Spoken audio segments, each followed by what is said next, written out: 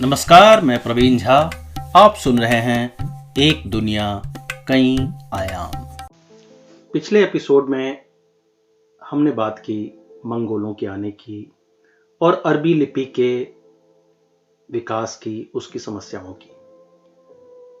मैंने कहा था कि उस्मान तुर्कों की बात मैं खास नहीं करूंगा और उस्मान तुर्क को अरब इतिहास से अलग रखने का निर्णय यह सोच कर लिया था कि उस पर कभी अलग से बात रखनी होगी। लेकिन अरबों और तुर्कों के मध्य द्वंद्व क्यों है, कब से है भी या नहीं, यह देखने के लिए उस्मान इतिहास में थोड़ा बहुत झांकना होगा। उस्मान से मेरा मतलब इतिहास में प्रयुक्त ओटोमन से है, जो उस्मान का अंग्रेजी अपभ्रंश है। 2014 में आई धारावाहिक अर्तुगरुल खासी लोकप्रिय रही, जिसमें पहला ही दृश्य है कि एक युवा गाजी तलवार की धार तेज करते हुए कह रहा है, हक है अल्लाह, सच है वल्लाह। यह पात्र उस्मान तुर्कों के पूर्वज और उस्मान के पिता माने जाते हैं। इस पर विवाद हो सकता है कि 13वीं सदी में ये वाकई किस हद तक मजहबी रहे होंगे, लेकिन इसमें कोई दो राय नहीं कि लगभग 4 सदियों तक इस्लाम दुनिया पर इनका अच्छा खासा प्रभाव और सत्ता रही। उनसे पहले इतने लंबे समय तक अब्बासी खलीफा रहे थे, मगर उनके कालखंड के आखिरी हिस्से में सल्जूक तुर्क और ममलूक ही राज संभालते थे। हमने क्रूसेड की कहानी देखी, मंगोलों का आक्रमण देखा, ममलूक लड़ाकों के विषय में जाना, मगर इस पूरे घटनाक्रम में कहीं भी उस्मान तुर्क नहीं आए थे। सिर्फ तुर्क कह देने से भी बात नहीं बनती, क्योंकि वे उस वृत्त में एक बिंदु मात्र थे। वे अनातोलिया प्रांत में एक खानाबदोशी कबीले थे। वे किन्हीं खलीफा सेना से ताल्लुक नहीं रखते थे। स्पष्ट रूप से कहें तो वे अरबी दुनिया या पारंपरिक इस्लाम से भी कुछ छिटके हुए समाज थे। सवाल यह है कि इस मामूली से दिखते गुमनाम कबीले ने आखिर इतनी बड़ी सत्ता कैसे पाली। ऐसे समय में जब यूरोप बहुत तेजी से नई वैज्ञानिक दुनिया में प्रवेश कर रहा था, उस समय इन बौद्धिक संपदा से दूर रहे लोगों ने यह कैसे हासिल कर लिया। बौद्धिक संपदा से मेरा अर्थ यहां बगदाद, काहिरा या इस्तांबुल में उपलब्ध ज्ञान से है, जिनसे इन उस्मान तुर्कों के पूर्वजों को अलग ही कहा जाएगा। अनातोलिया वर्तमान तुर्की का पूर्वी और दक्षिण पूर्वी हिस्सा है। यह काला सागर और भूमध्य सागर के बीच स्थित पठारी इलाका है, जो रोमन साम्राज्य में एशिया माइनर कहलाता था। इस पूरे अनातोलिया प्रांत पर भी उस्मान तुर्क के पूर्वज राज नहीं करते थे, मगर संभव है कि वहीं कहीं रहते होंगे। टीवी सीरीज चाहे कुछ भी चित्रण करे और तुर्क स्वयं को गाजी कहना पसंद करें, मगर 12वीं सदी तक इन कबीलों के इस्लाम से रिश्ते पर प्रश्न चिन्ह है। यहां हमें इस्लाम के तीसरे विस्तार की बात करनी होगी। अब तक हमने सैन्य आक्रमणों और व्यापार से विस्तार की बात कही।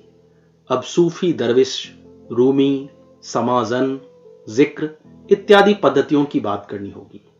यह इस्लाम का लचीला, समन्वेशी और उदारवादी पक्ष दिखता है, जो दरअसल सबसे दूरगामी और शक्तिशाली प्रभाव की क्षमता रखता था। इससे न जाने कितने मतवाले घोड़ों को काबू में किया गया, कितनी तलवारों का रुख मोड़ा गया, कितने ही अन्य मतावलंबियों को इस्लाम मजहब के करीब लाया गया। आज एक विदेशी के मन में तुर्कों की छवि यह है कि कुछ लोग सर पर सिक्के यानी गोल लंबी टोपी और लंबी सफेद तेनुरी यानी स्कर्ट पहने गोल गोल नाच रहे हैं, दरविश कर रहे हैं। रूमी का कालखंड उस्मान तुर्कों के उदय से कुछ पूर्व 13वीं सदी में है। उनके सूफी पिता फारस से भटकते हुए आए और अनातोलिया के सुल्तान ने उन्हें मदरसा चलाने का न्योता दिया। चूंकि अनातोलिया प्रांत का नाम रूम हुआ करता था, तो जलालुद्दीन नाम के ये व्यक्ति भी उसी तर्ज पर बाद में रूमी कहलाए। उस दौरान वहां के कबीलों में इस माध्यम से भी इस्लाम का प्रचार हुआ। अनुमान लगते हैं कि इसमें कई नियमों की छूट थी, जिससे अनपढ़ या कबीलाई समाज भी आसानी से जुड़ सकते थे। उन पर नियमित नमाज पढ़ने या कुरान पढ़ने का कोई दबाव नहीं था। उन्हें अपना दायां हाथ आकाश की ओर कर गोल गोल घूमते हुए अपना नफ्स यानी अपना आत्म स्वार्थ त्यागते हुए ईश्वर से जुड़ना था। यह कोई बड़ी आसानी से कर सकता था। यूं कहें कि यह पद्धति अरबी मौलवियों द्वारा स्थापित आडंबरों और कड़े अनुशासन से मुक्त थी। ऐसे प्रयोग ईसाई कैटेसिज्म में भी होते रहे थे, मगर वह फिलहाल विषयांतर हो जाएगा। सूफी प्रभावों का एक पक्ष जितना ही आध्यात्मिक था, दूसरा पक्ष उतना ही भौतिक भी होता जाता था। तुर्क किंवदंती है कि एक रात उस्मान को स्वप्न आया कि उनकी नाभि से एक वृक्ष का जन्म हो रहा है। उन्होंने एक सूफी से पूछा कि इस स्वप्न का क्या अर्थ है। उन्होंने उस्मान को कहा, इसका अर्थ है कि इस वृक्ष की तरह ही तुम पूरी दुनिया में अल्लाह का राज स्थापित करोगे। ईस्टर के दौरान मैं स्टॉकहोम में था। मेरे हाथ एक पत्रिका का ईस्टर विशेषांक था। उसके आवरण पृष्ठ पर धातु का मास्क लगाए हथियार लिए आक्रामक छवि थी। शीर्षक था आखिरी क्रूसेडर। यूं तो मुझे वह पत्रिका रोचक लगी और मैं अपने साथ ले भी आया, मगर सोचने लगा कि त्योहारों के समय ये कहां सदियों पुराना क्रूसेड याद करने लगे, वह भी अन्यथा शांतिप्रिय कहे जाने वाले स्वीडन में। उस वक्त वहां टेलीविजन पर एक ही मुद्दा गर्म था कि स्वीडन की नाटो सदस्यता का क्या होगा। एक महाशय कह रहे थे कि सारी समस्या की जड़ डेनमार्क का एक व्यक्ति रास्मस पालिदान है, जिसने स्टॉकहोम आकर कुरान जलाने का तमाशा किया। उसकी वजह से तुर्की के राष्ट्रपति एर्दोगान ने स्वीडन का रास्ता रोक रखा है। वजहें तो खैर और भी हैं। बहरहाल स्वीडन को उम्मीद थी कि तुर्की में मई 2023 में जब चुनाव हो जाएंगे, उसके बाद उनका रुख बदल जाएगा। टाइम मशीन से अगर 5-6 सदी पूर्व चलें तो हम उस बिंदु पर पहुंच जाएंगे जब ईसाई और इस्लाम दुनिया के बीच एक पक्का विभाजन हो गया। कुछ अपवाद छोड़कर यूरोप से इस्लाम और एशिया से ईसाई क्षत्रपों की विदाई हो गई। उस्मान तुर्कों की आरंभिक दिशा अगर देखें तो वह अरब फारस की तरफ नहीं थी, बल्कि यूरोप की तरफ थी। उन्होंने बैजेंटाइन ईसाई साम्राज्य को कुस्तुनतुनिया से हमेशा के लिए बाहर कर दिया, बाल्कन राज्यों पर अपनी पकड़ बना ली। वहां ऊपर से जब एयर टाइट ढक्कन कसकर वह इस्लामी दुनिया की तरफ लौटे तो वहां विस्तार किया। इसलिए इस्लाम दुनिया में उनकी स्वतः ही एक द्वारपाल छवि बन जाती है। अगर यूरोप से किसी को भी जेरूसलम, अरब फारस या यूं कहें कि इस्लामी दुनिया में आना होता तो इस्तांबुल से गुजरकर जाना होता। यह एक ऐसा ऐतिहासिक जंक्शन था जहां रेशम मार्ग, मसाला मार्ग सभी आकर मिल जाते थे। इन्हीं झंझटों से मुक्ति पाने के लिए यूरोप ने एक जहाजी रास्ता ढूंढ लिया ताकि इनके रास्ते से गुजरना न पड़े। वास्को द गामा का जहाज अफ्रीका का चक्कर लगाकर अरब सागर होते हुए भारत पहुंच गया। इत्तेफाकन यह रास्ता दिखाने में वर्तमान अमीरात में पैदा हुए अहमद इब्न माजिद ने पुर्तगालियों की मदद भी की। उस्मान तुर्क किसी नॉकआउट टूर्नामेंट की तरह पहले कमजोर टीमों को हराते हुए मजबूत टीमों की ओर बढ़ रहे थे। बैजेंटाइन साम्राज्य का पतन तो, जैसा मैंने पहले कहा है, चौथे क्रूसेड में ही हो गया था, जब कैथोलिक ईसाई क्रूसेडरों ने उनकी राजधानी ध्वस्त कर दी थी। उस्मान तुर्कों को इसका स्वाभाविक लाभ मिला और उन्होंने संगठित होकर इस कमजोर पड़ गए ईसाई राज्य को जीत लिया। हालांकि यह इतना सहज भी नहीं रहा होगा जैसा मैं कह रहा हूं। एक कबीलाई सेना द्वारा रोमन साम्राज्य के उत्तराधिकारियों को हरा देना मामूली बात नहीं थी। खैर, जहां तक अरब फारस की बात है तो वहां मंगोलों के समय उस्मान तुर्क उभरे नहीं थे। उसके बाद आए मंगोल तुर्क हाइब्रिड तैमूर लंग से लड़ना भी उनके लिए कठिन था। न ममलूकों को हराना आसान था और न ही अरब के रेगिस्तान में घोड़े दौड़ाना आसान था। उस्मान तुर्कों ने इन किलों के कमजोर पड़ने का इंतजार किया। तैमूर वंश खत्म हुआ। फारस में एक सूफियाना साम्राज्य सफावी आए। दूसरी तरफ मिस्र के ममलूक कुछ कमजोर पड़ने लगे। सही मौका और दस्तूर देखकर अनुशासित उस्मान तुर्क घोड़ों ने इन सबको एक एक कर शिकस्त दी। इनको हराने के बाद ही अरब के मरुस्थल को अपनी जागीरदारी में जोड़ने की कोशिश की। उपरोक्त युद्धों की अलग अलग उस्मानिया विजय गाथा लिखी जा सकती है, उन पर बारीकी से रुककर बात की जा सकती है। मगर मेरा पॉइंट ऑफ इंटरेस्ट फिर से आता हूं अरब की जागीरदारी। क्या वाकई अरब ने उस्मान तुर्क की सत्ता स्वीकार कर ली, उन्हें अपना खलीफा या अपना सुल्तान मान लिया? अगर हां, तो ऐसी क्या नौबत आ गई कि उन्होंने इन्हें हराने के लिए यूरोपीय से हाथ मिलाया? एक ऐसा समीकरण जिससे पश्चिम एशिया आज तक उबर नहीं पाया है। या शायद यह एक ऐसी बाजी थी जिसने अरब को वह दौलत, ताकत और रुतबा दिलाया जो उसे कई सदियों से नसीब नहीं हुआ था। ये तमाम सवाल रखना आसान है, इनके जवाब ढूंढना कठिन, उन पर सहमति बनना नामुमकिन। अरब तुर्की पर आगे बढ़ते हुए इन कुछ मशहूर पंक्तियों की याद आ गई। जोर से बाज आए तो बाज आए क्या, कहते हैं हम तुझको मुंह दिखलाएं क्या, लाग हो तो हम समझें उसको लगाओ, जब ना हो तो कुछ भी तो धोखा खाएं क्या। कुछ वर्ष पहले मिस्र और सऊदी अरब के स्कूलों के पाठ्यक्रम में एक मामूली बदलाव की खबर बन गई। वहां उस्मान तुर्कों की फतह शब्द को बदलकर गजवा कर दिया गया। इन दोनों शब्दों में सतही तौर पर अंतर नहीं दिखता, मगर अंग्रेजी मीडिया ने इसे कॉन्क्वेस्ट की जगह ऑक्युपेशन करने के समकक्ष कहा। अर्थात उस्मान तुर्कों ने अरब या मिस्र पर विजय नहीं पाई, उन्होंने दखल कर लिया। हालांकि दुनिया में चीज अजूबी नहीं, सियासी उथल पुथल का खामियाजा अक्सर बच्चों की किताबों को भुगतना पड़ता है। अरब प्रायद्वीप के देशों की यह शिकायत रही है कि 3 सदियों तक उस्मान तुर्कों ने उनकी अवहेलना की और समय समय पर दमन किया। यह कथन उस दौर की पैदाइश लगती है जब अरब और तुर्क की खटास बढ़ गई। इस्लाम दुनिया क्या सपने में भी अरब की अवहेलना कर सकती है? खलीफा या गाजी जैसे शब्द बिना अरब के कोई मायने रखते हैं? उस्मान तुर्क कतई इतने दृष्टिहीन नहीं थे कि अरब से मुंह मोड़ लेते। अरब के 2 मजबूत पक्ष थे। पहला, इसके 3 समुद्री तट जो भारत और अफ्रीका की ओर व्यापार का रास्ता खोलते थे। दूसरा, मक्का और मदीना जो इस्लाम की धुरी थी। उस्मान तुर्क यहां के खलीफा कहलाकर ही इस्लाम दुनिया पर एक छत्र राज कर सकते थे। हां, अरब के कमजोर पक्ष यानी केंद्र में फैले रेगिस्तान में उन्हें शायद कोई रुचि नहीं रही होगी। पिछले दिनों एक पॉडकास्ट में अंकारा के एक प्रोफेसर को कहते सुना कि एक समय खिलाफत और इस्लाम दुनिया का संरक्षक कहलाने के लिए मुगलों और उस्मान तुर्कों में भी प्रतिद्वंदिता हुई थी। मुगल न सिर्फ मक्का के संरक्षक बनना चाहते थे, बल्कि अदन के पोत पर भी नियंत्रण चाहते थे। इन बातों से इतना तो पता लगता ही है कि अरब कोई अवांछित जगह नहीं थी। 16वीं सदी में ममलूकों को हराने के बाद उस्मान तुर्कों ने मक्का के शरीफ से समीकरण बिठा लिया।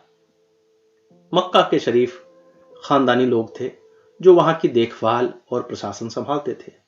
उनकी तुलना वेटिकन से करना उचित नहीं होगा, लेकिन यह भी एक तरह की मजहबी स्वायत्तता या रिलीजियस ऑटोनॉमी थी। यानी सत्ता में कोई भी हो, वे मक्का पर आक्रमण या किसी तरह के बल प्रयोग की चेष्टा नहीं कर सकते थे। जब तमाम गुट आपस में लड़ रहे होते तो भी मक्का में हज सुचारू रूप से चल रहा होता। उस्मान तुर्कों ने इस हिजाज क्षेत्र में एक राजस्व प्रशासक स्थापित कर दिया जो वली यानी गवर्नर कहलाते। यह एक तरह की गणतांत्रिक यानी फेडरल पद्धति थी जो उस्मान तुर्कों ने भिन्न भिन्न दूरस्थ क्षेत्रों में किया था। सनद है कि इस्तांबुल से मक्का की दूरी लगभग 2500 किलोमीटर और यमन की दूरी 3000 किलोमीटर से अधिक थी। यहां उनके लिए सीधा प्रशासन करना कठिन था और उन्हें ऐसे वली के माध्यम से और स्थानीय सहयोग से ही राज करना था। इसीलिए सऊदी अरब का अगला आरोप कि उस्मान तुर्कों ने उन्हें 15 प्रशासनिक टुकड़ों में विभाजित कर दिया था, इसे विभाजन के बजाय गणतंत्रीकरण की तरह देखा जा सकता है। सच तो यह है कि अरब में उस्मान तुर्कों ने न तुर्क भाषा थोपी, न अपनी कोई बड़ी सेना रखी, न ही उनके जनजीवन में बहुत अधिक हस्तक्षेप किया। उनके अन्य प्रांतों में जब हर परिवार से अनिवार्य सेना भर्ती के नियम बने, अरब परिवार के बच्चों पर ऐसी कोई पाबंदी नहीं थी।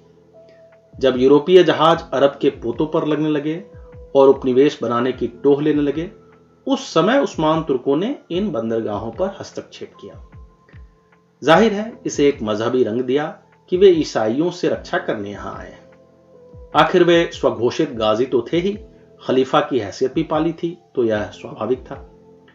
पश्चिम एशिया के एक टिप्पणीकार कह रहे थे कि अरब तुर्की के कई झगड़े कृत्रिम यानी आर्टिफिशियल हैं। किसी तीसरी शक्ति ने इनके विवाद को हवा दी और अंततः इसका फायदा उठाकर वहां के सारे संसाधन निचोड़ लिए। उन्होंने उसी शक्ति का नाम लिया जो फूट डालो राज करो के लिए अन्यथा भी मशहूर रहे हैं, यानी अंग्रेज।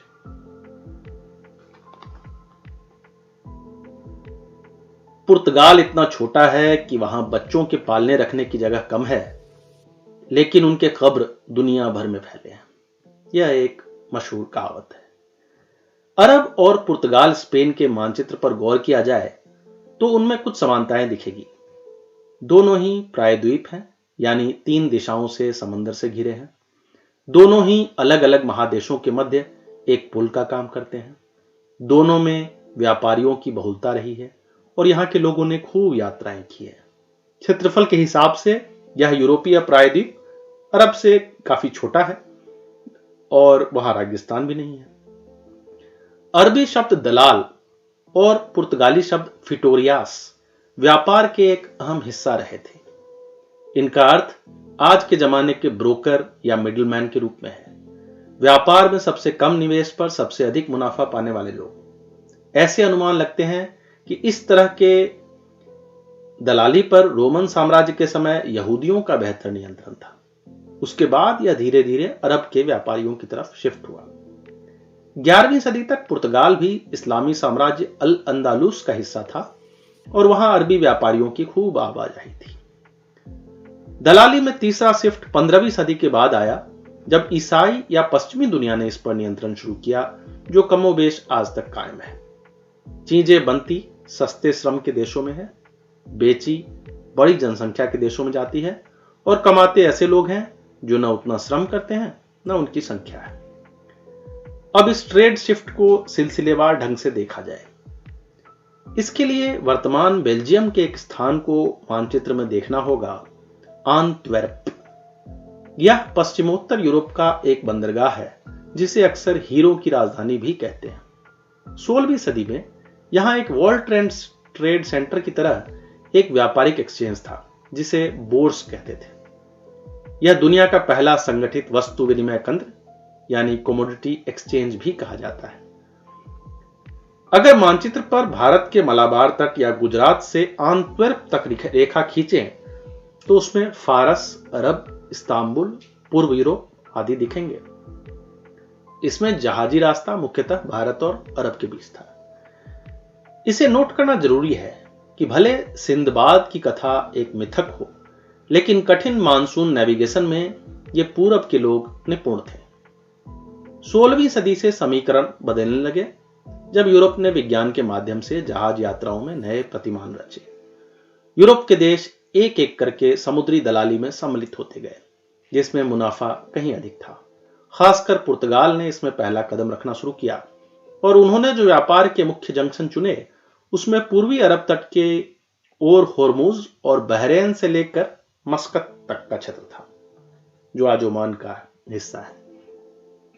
यहां से भारत का खंभात पोत और गोवा पहुंचना आसान था। चूंकि ये स्थान इस्तांबुल में बैठे उस्मानिया सल्तनत के रडार से खासी दूरी पर थे और फारस के सफावी के साथ कुछ करारनामे भी हो गए थे, तो इनका व्यापार स्मूथ चलता रहा। लगभग 1.5 सदी के बाद ही इनकी तकरार शुरू हुई, और वह भी इसलिए कि इस दाल भात में एक और मूसलचंद आ गए, ब्रिटिश। इसके साथ ही अरब का वह इतिहास शुरू होता है जो दरअसल मैं सबसे पहले कहना शुरू किया था। यहां तक तेजी से पहुंचने में भी इतना वक्त लग गया। अरब में नेपोलियन से महारानी विक्टोरिया तक की दखल के बारे में मैंने शुरुआत लॉरेंस ऑफ अरेबिया फिल्म के कुछ दृश्यों से की थी। उस दृश्य से जब उमर शरीफ अभिनीत किरदार एक व्यक्ति को गोली मार देते हैं क्योंकि वह दूसरे कबीले से थे और उनके कुएं से पानी पी रहे थे। उसी दृश्य में एक अंग्रेज कहते हैं, पानी तो मैंने भी पी, मुझे क्यों नहीं गोली मारी। वह कहते हैं, आप यूरोपीय तो हमारे दोस्त हैं, आपको पानी पीने की इजाजत है। जहाज के लिए 3 चीजें जरूरी है। पहला तो समंदर हो, दूसरा लंगर गिराने के लिए उपयुक्त बंदरगाह हो, और तीसरा समंदर के जो रास्ते हों वो चौड़े हों। जैसे ब्रिटेन और अमेरिका का उदाहरण लें तो उनका भूगोल ही ऐसा है कि तीनों चीजें पर्याप्त हैं। अथाह खुले समंदर और लंबी समुद्र तट रेखा, लगभग जिधर चाहें लंगर गिरा दें, जहां मर्जी निकल जाएं। वहीं दूसरी तरफ रूस और उस्मानिया साम्राज्यों को ले तो उनका भूगोल इस मामले में उलझा हुआ था।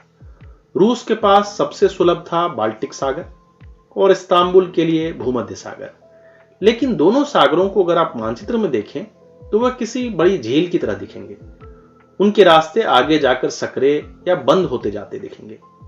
हद तो यह कि इस बड़े झील पर भी किसी एक का हक नहीं, न एक साम्राज्य का, न एक मजहबी सत्ता का। एक जहाज अगर इन दोनों सागरों में घुसता तो जगह जगह लुटता, चुंगी भरता, लड़ता हुआ जाता और आगे जाकर जाम में फंस जाता, क्योंकि चौड़ा रास्ता नहीं था। कोई यह प्रति प्रश्न कर सकते हैं कि अरब के पास तो लंबे समुद्र तट और अथाह समुद्र थे। मैंने ही कहा है कि कहीं पहले से व्यापारी जहाजी आवाजाही हो रही थी और उनका भारत से मसाला व्यापार पर अच्छा नियंत्रण भी था। उस्मानिया सल्तनत ने उनका उपयोग क्यों नहीं किया? भूमध्य सागर में तो उनकी ठीक ठाक नौसेना मौजूद थी।